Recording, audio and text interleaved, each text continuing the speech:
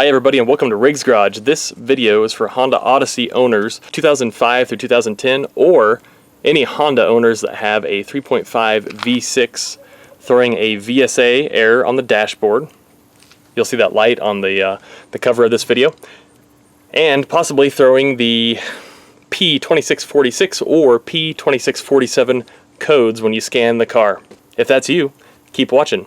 I appreciate everybody watching. Hit that like button and subscribe to the Riggs Garage channel. I film everything I work on, old stuff and new. Thank you. There are a couple different symptoms that you might experience. One is the engine basically going into limp mode if you are idling and the engine is hot. So the engine's hot, you push the gas pedal and the engine goes into a complete limp mode, meaning the computer is causing the engine to not make any power. It's like a rev limiter that just lets it make no power. The engine thinks it's in trouble. The second scenario is VSA light comes on and the engine will not rev above 3,500 RPMs. For some reason, the computer is limiting the engine at 3,500 RPMs. So if you have any of those two symptoms, watch on.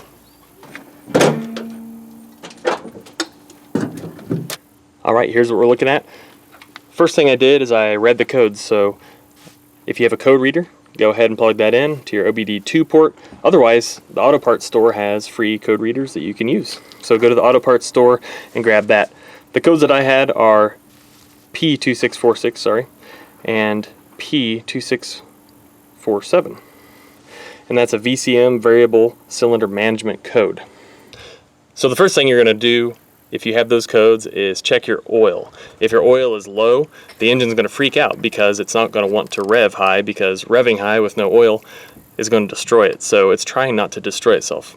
So check your oil, and if you have dirty oil, sometimes these symptoms can occur as well, so change your oil. If those don't fix this, let's watch on. Alright, you have oil and it's clean oil. That wasn't the problem. After that, I did clean the VTEC actuator. That's on this rear head back in here. That did not fix anything. I replaced the gasket on it as well. Now there's a video that I watched that I'm going to put in the description below. That video took me through the whole diagnosis process, and I quickly came to the conclusion that it was my oil pressure sensor. There is an oil pressure sensor right back here.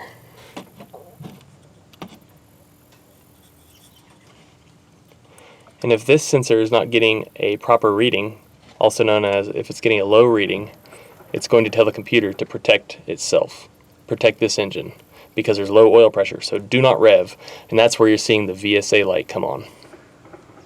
So I'll show you that sensor now. Here's the sensor I got from Amazon. There's the part number for you.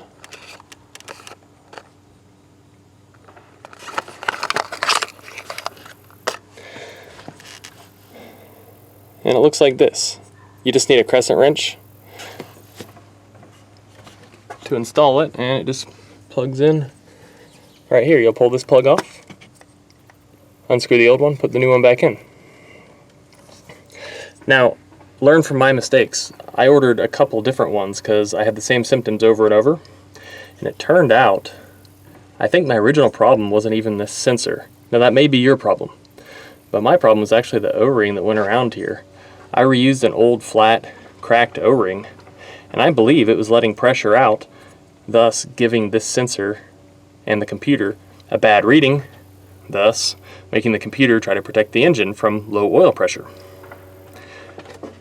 If you think this is your issue, I would first recommend that you go grab an O-ring packet from the parts store, or maybe even a single O-ring if you can identify it. Take the sensor in and find one that fits it really well, and reseal the sensor that you already have in your car. That might fix the problem. If not, I'll post a link below to Amazon where you can order the sensor for about, I think it was $20. Whereas the Honda one is $100 plus. So let's go back through it again. 1, check your oil, make sure it's not low. 2, make sure that oil is clean oil. Number 3, clean your VTEC solenoid. If you have a lot of miles, there's a screen on there that might actually be clogged. There are videos covering that on other channels. Step 4, replace the O-ring, or at least inspect the O-ring, see if it looks good. It'll probably be really flat and it might be letting pressure out. Step 5, you can use the link below and probably order one of these. They're $20. Hopefully this gets you to where you need to go. Caused me lots of trouble. Hopefully this video will make your life a little bit better.